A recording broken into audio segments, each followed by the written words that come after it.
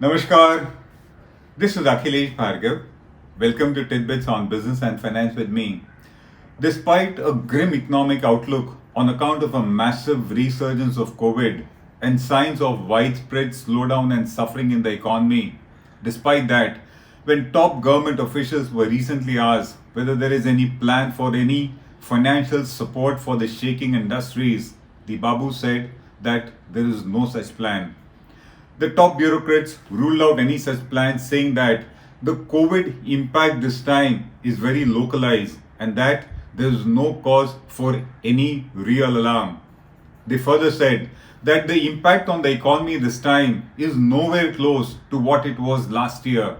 And then they say that with the railways and public transport functioning as usual, there will not be any such disruption of movement of goods or people as was witnessed last year, and thus the impact on the economy will not be too much.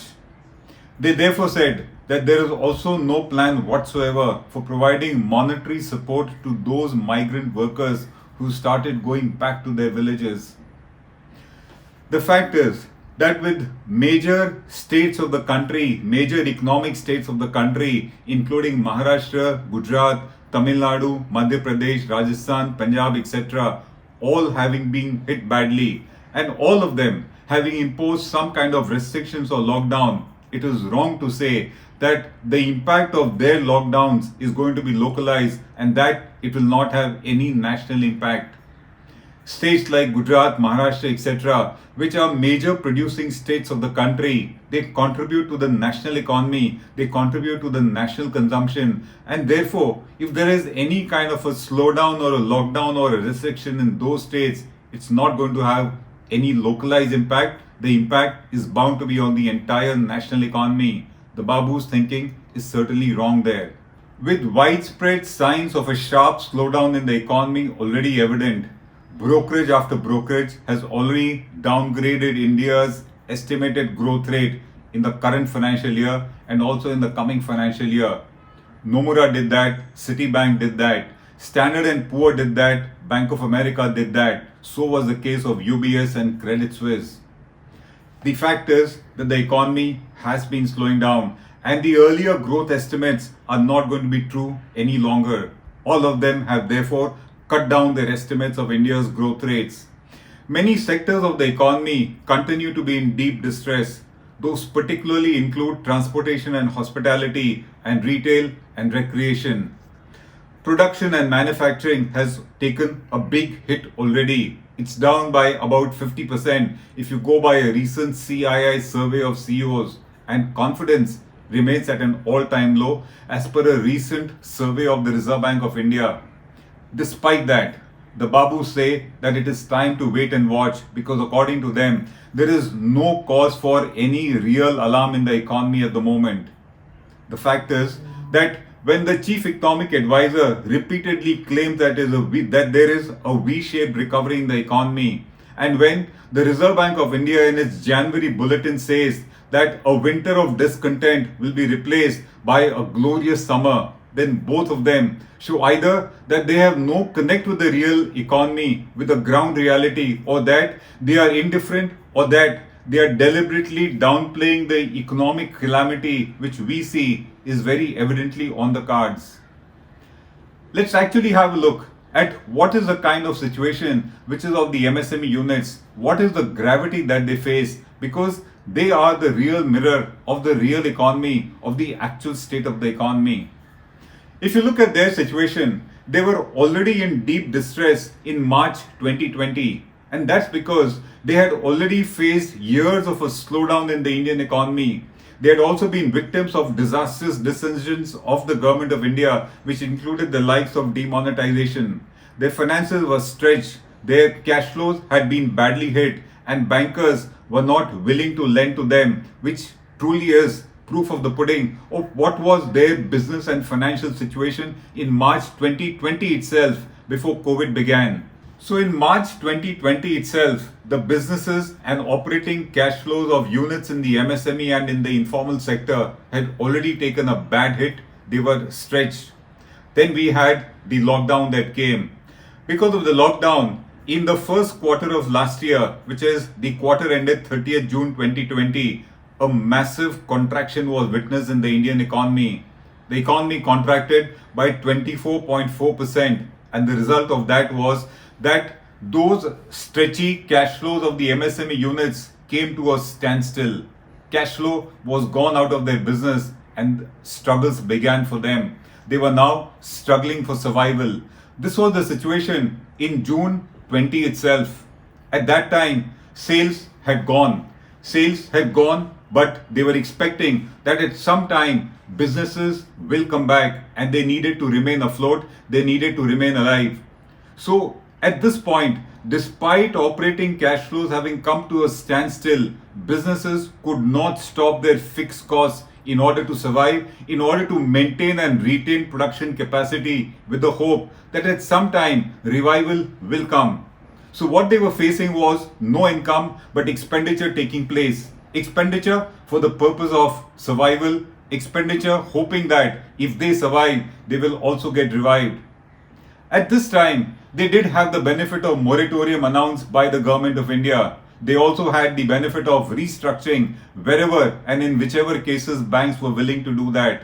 But let's be clear, moratoriums and restructurings only postpone the inevitable, which is repayment of debt. The debt payment pressures, they only get postponed, they don't go away. And if operating cash flows are not there, how are you going to pay it?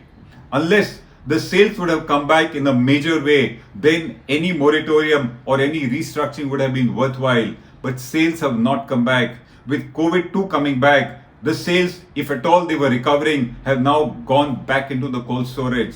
So while there was a support of moratorium, there was a support of restructuring only for certain selective units, that did not really resolve the problem, it only postponed it. The debt repayment pressures remained as they were.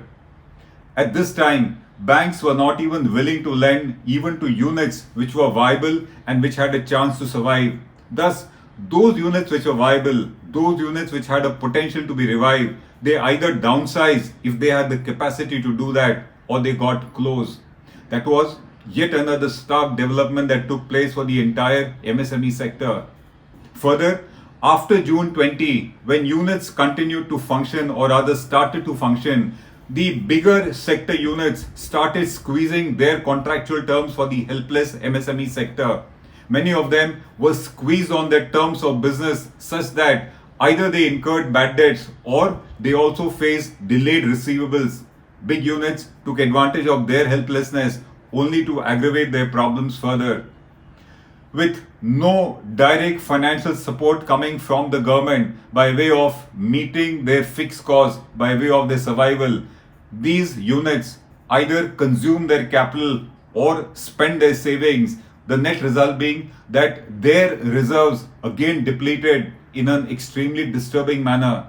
They had little stamina left to enter yet another year or to face another round of an economic, business or financial crisis, and that was the position when 2021 started.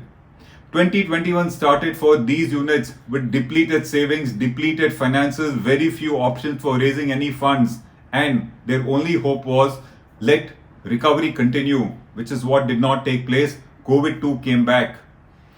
While all this was going on in the MSME sector in general, there were certain specific sectors where there was anyway a distress, and it only became deeper with the onset of 2021 only because of depleted finances. And we are talking about the transport sector, the tourism sector, we are talking about recreation, we are talking about auto, and all sectors where there was any kind of a human involvement or a human touch. That has been the situation of the entire sector. And despite this ground reality, our top babus say that there is no real cause for any alarm. The fact of the matter is that even the Reserve Bank of India today has run out of steam. It has come to a dead end as far as its monetary policy initiatives are concerned.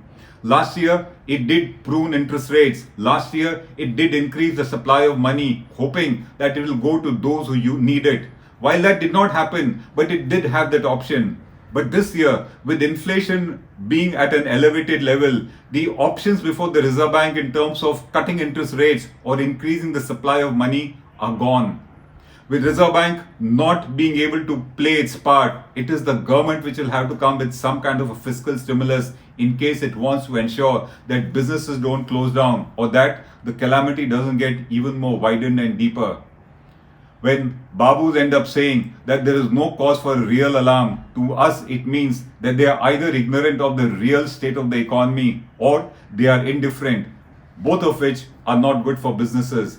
If the government which is expected to give the financial support shows ignorance or indifference, it only means there will be more business closures, there will be more downsizing of business, and that there will be more joblessness and loss of livelihood in the economy. That's the position that we face as far as 2021 at this moment is concerned. This is Akhilesh Bhargav signing off till we meet again. Namaskar. Hello everyone. HW News English is 2 years old now. When we started this venture, we promised ourselves one thing, that news should remain free, because right to know is the right of every Indian. But to keep news free for everyone, we need support from some of you.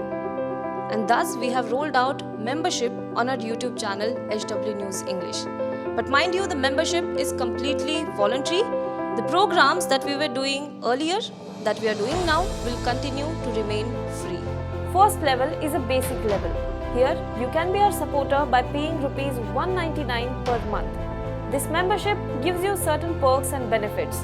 The perks include unique badges in front of your name, a live show from Mr. Sujit Nair and from Mr. Akhilesh Bhargava per month for our members. You can also vote in some exclusive members-only polls. Now the second level is Super Supporter. Here you can be our Super Supporter by paying Rs 3,999 per month. This membership will include every perk that comes with basic level. Additionally, our Super Supporters can be a part of a WhatsApp group where we can have discussions and suggestions on various topics. The second perk includes a gift pack with our merchandise. And the third perk is a Google Meet with Mr. Sujit Nair, where you can join the meet and ask your questions to Mr. Nair face to face. Lastly, if you like, we would give a shout out to our super supporters in our programs. So, hope to see you soon with our badges.